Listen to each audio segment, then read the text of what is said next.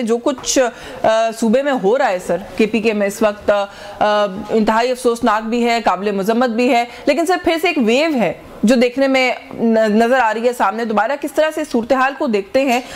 अली अमीन गंडापुर साहब जो है उन्होंने गुफ्तगू की, वो सारे मामले के लिए विफाक को ब्लेम कर रहे हैं। विफाक से बात करें सर तो वो ये कहते हैं कि ये एक सूबाई इशू है। थोड़ा सा इसके ऊपर भी जरूर बात करें, क्योंकि सर वो इशू किसका भी है वो हम ये देख रहे हैं कि जो लीडरशिप है सियासी, इल्जाम तराशी में फिर से मसरूफ हो गई है। नुकसान सर आम शहरियों का हुआ है, कल भी जो हुआ है। बिस्मिल्लाह, बहुत शुक्रिया। देखें, ये पे दर पे दो वाक़यात जो हुए हैं ना, एक तो जो अकोड़ा खटक वाला हुआ है और एक ये बर्न वाला जी। अब ये देखना ये है कि ये तो प्योरली दहशतगर्दी है, और इस दहशतगर्दी का ताना बाना कहाँ से जुड़ता है। अगर हम ये कहें कि जी अफगानिस्तान से जुड़ता है, तो फिर अफगानिस्तान के रास्ते से जो इस तरह की चीजें आती हैं, 2 ट्रक आते हैं फिर कैंट में दाखिल होते हैं, तो वो फिर आप क्या कहेंगे कि क्योंकि जो बॉर्डर है वो तो वफाक के साथ है ना, हमारे साथ तो नहीं है, तो एक सूबा क्या कर सकता है इन हालात में। और मेरे ख्याल से दूसरी तरफ आप देखें कि हमारे जवान शहीद हो रहे हैं, रोजाना कुर्बानियां दे रहे हैं, तो इसके लिए एक मुस्तकिल पॉलिसी होनी चाहिए। क्यों हम अफगानिस्तान के साथ अब तक बातचीत नहीं कर पाए? क्या वजूहात है, क्या चीज हमें रोक रही है, क्या मुश्किलात हैं? वो अगर हुकूमत पीटीआई से थोड़ा सा हटके वो टारगेट पे ना रखे और अपने फोकस करे अमन अमान की सूरत को पूरे मुल्क में, तो तब जाके मामला ठीक होंगे। अब देखें, इस तरह के वाकयात आप देखें रोजाना, नहीं तो हर दूसरे तीसरे बार बलूचिस्तान में हम देख रहे हैं कि जी फलां दहशतगर्दी होगी, फलां दहशत, तो वो भी तो पाकिस्तान का सूबा है ना, लेकिन उस पर कोई बात ही नहीं करता है।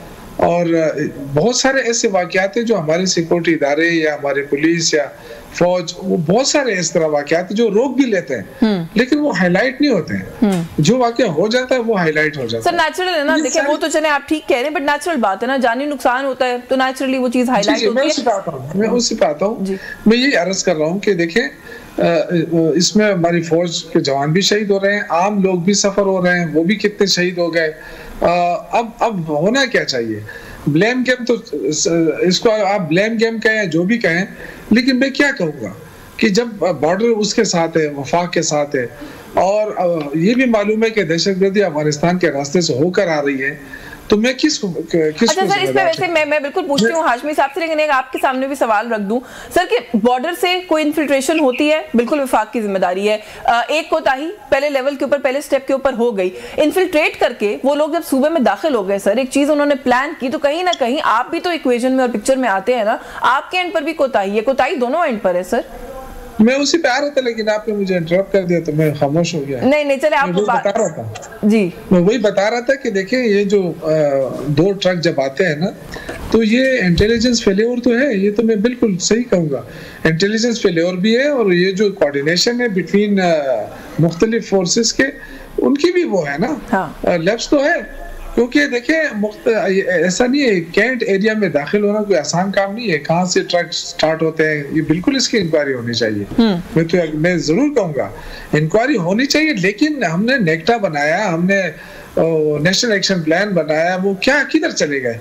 मतलब ये कि जब वाकया होता है चीजें हमें याद आ जाती है, लेकिन उसके बाद खामोशी। अब मैं ही अर्ज करूंगा, आप हाशमी साहब में बड़े सीनियर हैं, देखिए फुल टाइम वजीर दाखिला का होना बहुत लाजिम है। इस मुल्क की जो तबाही का सबब बन रहा है वो ये कि कोई वजीर दाखिला नहीं है। सर फुल टाइम नहीं है हमारे पास, फुल टाइम वजीर दाखिला है, क्या हो गया सर? वो जवाबदेही नहीं है सीएम प्राइम मिनिस्टर को।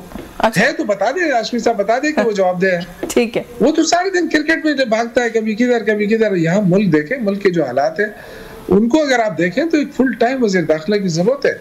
ठीक है, बिल्कुल ठीक है सर। मुझे इजाजत है, मैं जरा निहाल हाशमी साहब को गुफ्तगू में शामिल कर लूँ। सर किस तरीके से देख रहे हैं जो हुआ, यके बाद दीगरे 2 इवेंट्स बहुत अनफॉर्चुनेट, साथ में बलूचिस्तान में भी बीच में एक इंसिडेंट हुआ, क्यों सर? एक तो ये कि लैक ऑफ कोऑर्डिनेशन नजर आ रही है, ये इसको पीटीआई वर्सेस पीएमएलएन इशू ना बनाया जाए, ये एक मुल्क का मसला है, उसको कैसे रिजॉल्व करना है थोड़ा सा सर। एक तो ये कि क्यों एक लैक ऑफ कोऑर्डिनेशन दिखाई देती है, मैं चाहती हूँ इसके ऊपर आप बात करें। दूसरा, क्या रुकावट है, जो बात अभी यूसुफ ज़ई साहब कर रहे थे कि अफगानिस्तान से बात क्यों नहीं हो सक रही? सूबा करने की कोशिश करता है सर, टीओआरस उन्होंने भेजे हुए हैं, वो भी अप्रूव विफाक नहीं करता, विफाक खुद भी इस चीज को लेकर कोई हम देख रहे हैं कदम आगे नहीं बढ़ाता, और नुकसान किसका हो रहा है? एक आम पाकिस्तानी शहरी का। बिस्मिल्लाहिर्रहमानिर्रहीम। काफी दिनों से मैंने सोचा हुआ था कि मैं सियासी गुफ्तगू और पार्टीजन वाली गुफ्तगू से परहेज करूंगा, जिसमें कहीं पर पाकिस्तान के सियासी जमात के लोग एक दूसरे पे तनकीद करते हो, नुक्ताचीनी करते हो।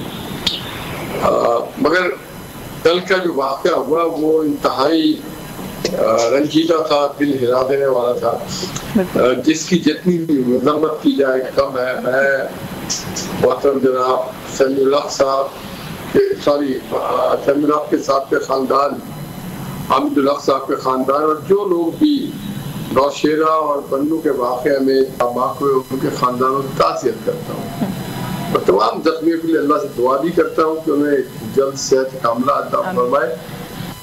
और हुकूमत से भी मैं दरख्वास्त करूँगा, सारी हुकूमत जो भी हो, लोकल गवर्नमेंट की हो, प्रोविंशियल हो, फेडरल हो, कि उनकी आप देखभाल करें, उनकी मालकी की जाए। बुनियादी जो जिम्मेदारी है रियासत की वो अपने अवाम की जान और माल की हिफाजत और उसके तहफ़्फ़ुज़ को करना, वो एक्सटर्नल थ्रेट से हो या इंटरनल थ्रेट से हो।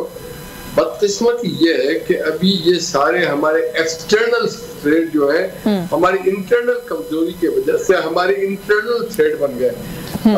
बात चीजें आपकी और शौकत की मैं सुन रहा था, ठीक है, मगर बात चीजें ऐसी है कि जो अक्रॉस द बॉर्डर नहीं है। अब वो जो चीजें हैं वो माजी में हमने उनको इनवाइट कर लिया था, जिन्हें खाजी आप कहते हैं, पाकिस्तान के सॉइल पे स्टैब्लिश हो गया और अब ये मामला जिसे कहते हैं इनलैंड वॉर शुरू कर दिया गया। ये चाहते हैं कि पाकिस्तान में कोई इस तरह की जंग हो, खाना जंगी टाइप की चीज हो।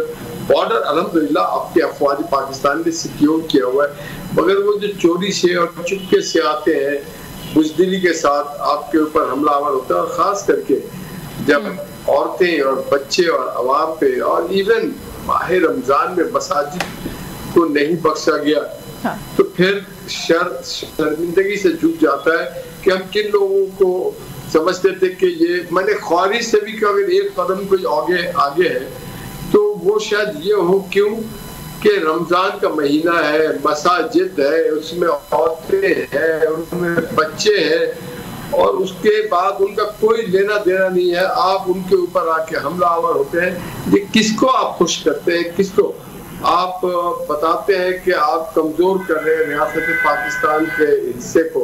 मैं ये समझता हूँ कि इसमें हमारी भी जिम्मेदारी, बुनियादी जिम्मेदारी लोकल थाने की, लोकल पुलिस की। हम हल करने के लिए क्या कर रहे हैं वो तो बिल्कुल ठीक है, बैकग्राउंड जो आप सेट कर रहे हैं ऐसा ही है, अफसोसनाक भी है, काबिल मजम्मत भी है। अगर जो लोकल हुकूमत है, देखे ना आप, अगर केपी के अवाम ने करोड़ों का बजट, अरबों का बजट दिया हुआ है केपी की हुकूमत को कि वो लॉ एंड ऑर्डर को बेहतर किया जाए, और वहाँ पे सैकड़ों नहीं हजारों के हिसाब से मुलाजिम भी है, इंटेलिजेंस के दायरे भी है, तो ये फेलियर नहीं होना चाहिए। लेकिन सर काउंटर टेररिज्म की पॉलिसी ओवरऑल मुल्क की भी होती है ना, वो विफाक से ओरिजिनेट करती है। विफाक क्या कर रहा है? यूसुफ ज़ई साहब कहते हैं पहले एक फुल टाइम इंटीरियर मिनिस्टर तो लगाएं ताकि जो कोऑर्डिनेशन है सूबे की और विफाक की वो तो पहले काम चल पड़े ना, वो तो बेहतर हो सके।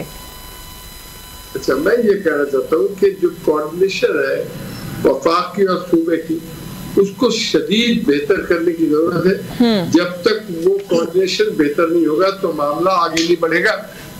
इनलैंड जो लड़ाई होती है मुल्क के अंदर, जो बात है, मैं शौकत साहब की बात से इत्तेफाक करता हूँ कि वजीर दाखिला साहब को फुल टाइम इस पर फोकस करना चाहिए, और अब तो अल्हम्दुलिल्लाह एसोसिएट वजीर भी आने वाले और सूबाई जो गुजरा है उनसे भी उनको बातचीत करना चाहिए।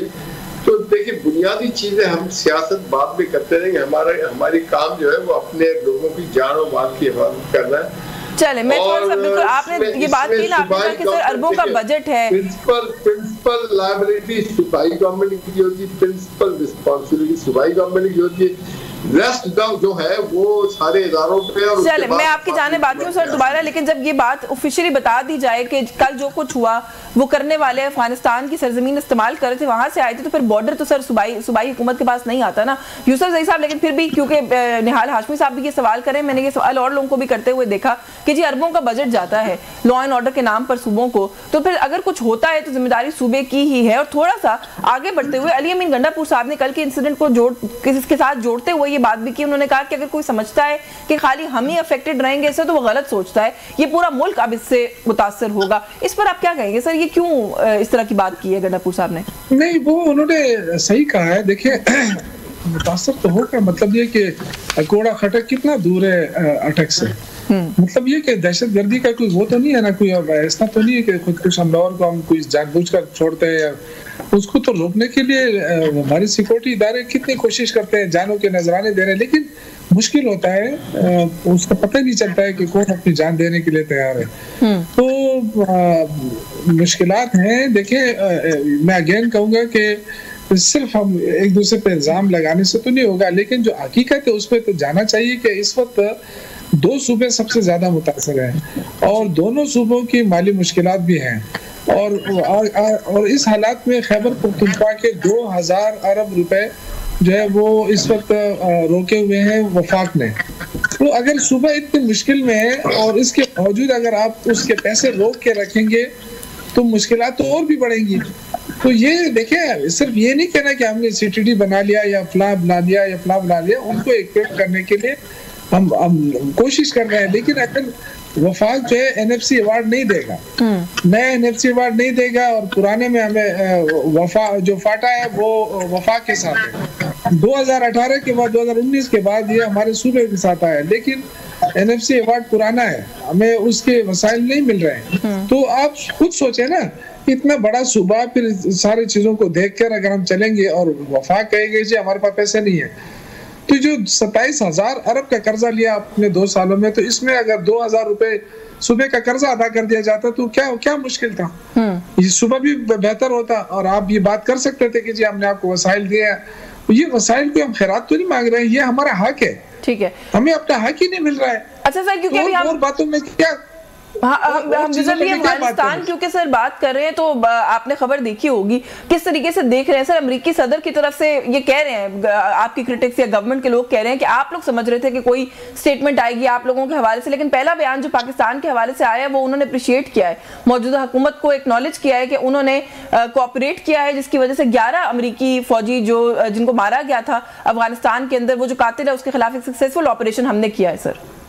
नहीं, अच्छी बात है। देखें, कोई अच्छा काम किया है तो हमारे सिक्योरिटी इदारों ने किया है ना, तो उसको तो बिल्कुल अप्रिशिएट करना चाहिए कि उन्होंने इतना बड़ा वो किया। लेकिन मैं उससे क्या इसका दर्द कम हो जाएगा अकोड़ा खटक का? और ये मैं तो वैसे बात आगे लेके जा रही हूं, मैं जो जहां पे जख्म है ना, मैं उसको ठीक करने की बात कर रहा हूँ। हाँ। वो हमारे जो वफाकी हुकूमत का जो काम है वो इस तरह है जैसे कोई जख्मी आ जाता है अस्पताल और टेम्परेरी पट्टी बांध के उसको रुखसत करके छोड़ दिया जाता है कि जाए आप ठीक हो जाएंगे, बीच में वो जख्म खराब हो जाता है। इस वक्त जो सूरत हाल है एक्चुअली यही हो रहा है।